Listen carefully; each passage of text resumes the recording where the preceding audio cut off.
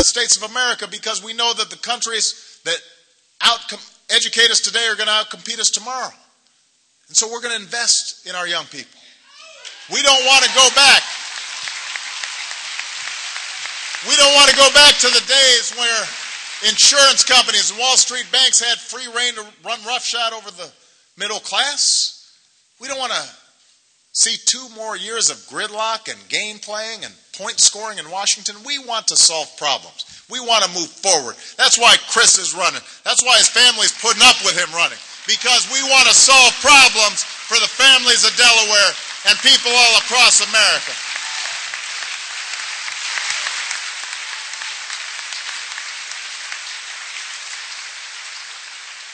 We want a growing middle class and an economy that's built to compete in the 21st century. And because of the steps we've taken, we no longer face the possibility of a second depression. As Joe said, the economy is now growing again. The private sector, we've seen job growth in the private sector 9 months in a row now. But we still have a long way to go. We've still got a lot of work to do. There are a lot of people hurting out there. I hear from them every day. Families hanging on by a thread. That's what's keeping me up at night. That's what keeps me fighting. And I know this, the biggest mistake we could make right now as a country is to go back to the same policies that caused this hurt in the first place. The last thing we should do is return to a philosophy that nearly destroyed our economy and decimated the middle class over the course of years. And that's what this election's about. Not where we are right now, but where we want to go 2 years from now, and 5 years from now, and 10 years from now, and 20 years from now. It's not about the work we've done, but the work we have left to do. And I bring this up not because I want to relitigate the past, it's because I don't want to relive the past. I want to reach for a better future. And this election is a choice between our fears and our hopes. That's what's at stake right now. Look, Chris and I and Joe, we've got a different idea about what the next 2 years should look like. It's an idea rooted in our belief about how this country was built. We know government doesn't have the answer to all our problems. We believe government should be lean and efficient, and you've seen Chris's track record on that front as a county executive. But in the words of Abraham Lincoln, the first Republican president, we also believe government should do for the people what they cannot do better for themselves. We believe in a country that rewards hard work and responsibility, a country where we look after one another, a country where we say, I am my brother's keeper, I am my sister's keeper. I'm not just thinking about myself, I'm thinking about everybody. I want every child to succeed. I want everybody to climb that ladder to success. That's the choice in this election. That's what we're about. That's why we're Democrats. That's why we're going to win this election.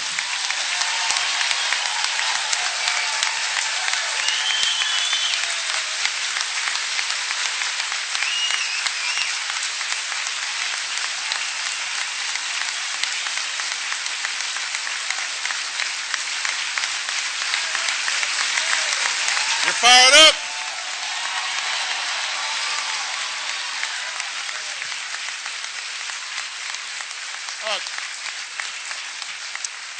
We see a future where the next century is driven by American innovation and American ingenuity. We want to give tax breaks to companies that are creating jobs and investing in research and development right here in the United States, to small businesses, to American manufacturers, to clean energy companies. I don't want solar panels and wind turbines and electric cars and advanced batteries made in Europe or Asia. Chris, Coons, and I want them built here in the United States of America by American workers. I want us to take the lead in energy independence. That's the choice in this election. We see in America where every citizen has the skills and training to compete with any worker in the world. The other side might think it's a good idea to cut education by 20%. But let's think about this. Do you think that China is cutting education by 20%? Right? Is South Korea cutting education spending, or or India or Germany. These countries, they're not cutting back on education. Those countries are not playing for second place, and neither should we. The United States of America, we play for first. We play for first place.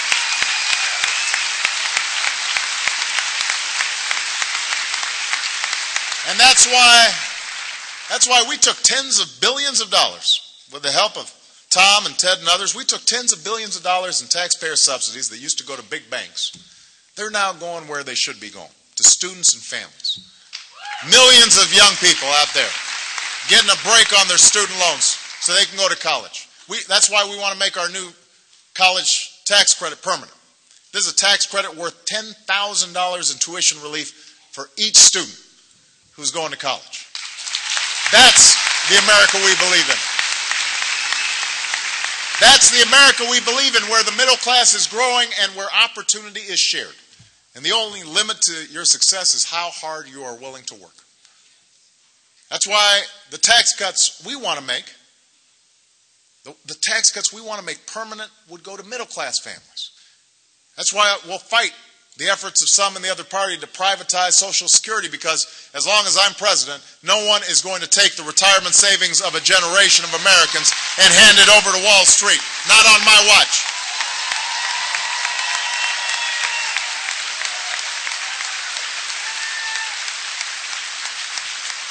That's why we're going to keep fighting to keep the new protections we put in place for patients and consumers.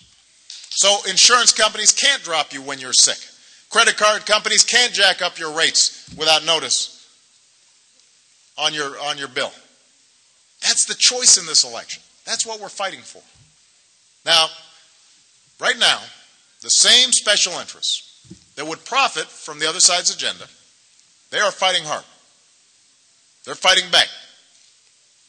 To win this election, they are plowing tens of millions of dollars into front groups that are running misleading, negative ads all across America. Tens of billions of dollars are pouring in. And they don't have the courage to stand up and disclose their identities. They could be insurance companies or Wall Street banks or even foreign-owned corporations. We will not know because there's no disclosure. They've got these innocuous-sounding names, Americans for Prosperity and Moms for Motherhood. I made that last one up, but this isn't just a threat to the Democrats. It's a threat to our democracy. And the only way to fight it, the only way to match their millions of dollars is with millions of voices who are ready to finish what we started in 2008, and that's where you come in. A lot of you got involved in 2008 because you believed we were at a defining moment in our history, a crossroads. You believed this is a time where the decisions we make won't just affect us. They're going to affect and shape the lives of our children and our grandchildren for decades to come. And that's the reason you knocked on doors and made phone calls and waited in line to cast your vote, some of you for the very first time, because you believed that your actions could make a difference, that you might play some small role in making big change. Now we are in the midst not just of advocating for change, not just calling for change, but doing the grinding and sometimes frustrating work of delivering change, inch by inch, day by day. And it's not easy. Believe me, Joe and I know.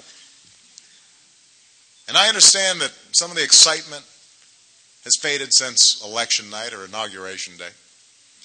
You know, that was fun. You know, Beyonce was singing and Bono.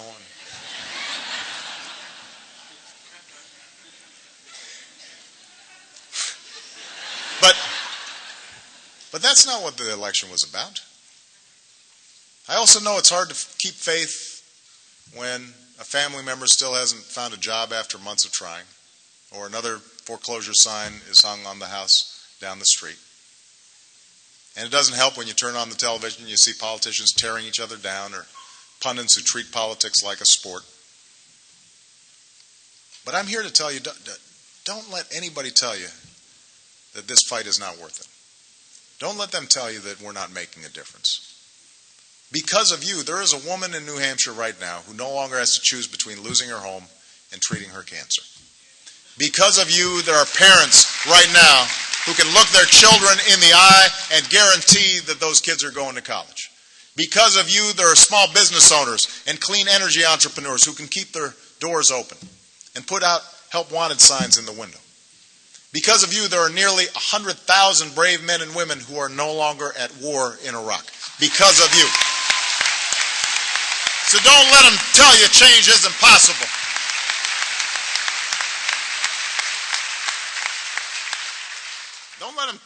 Don't let them convince you that we have not made progress. We have made progress.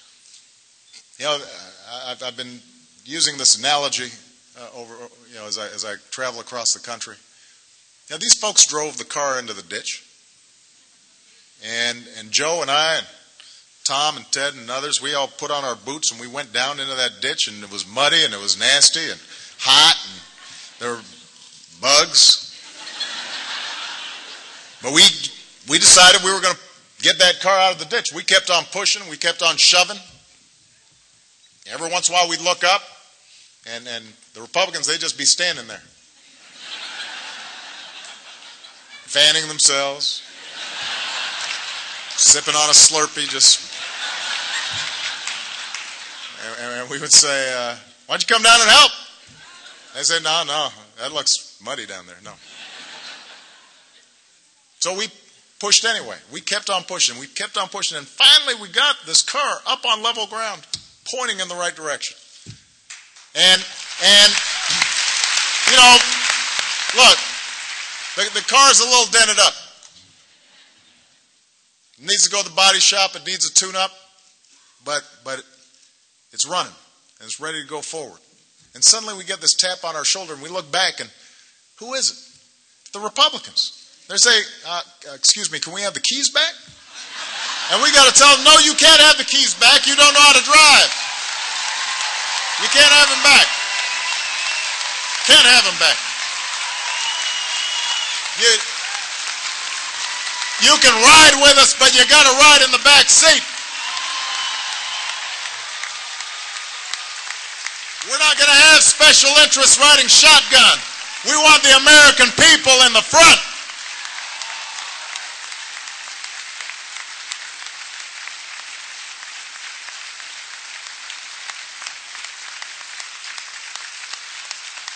You've noticed when you want your car to go forward, what do?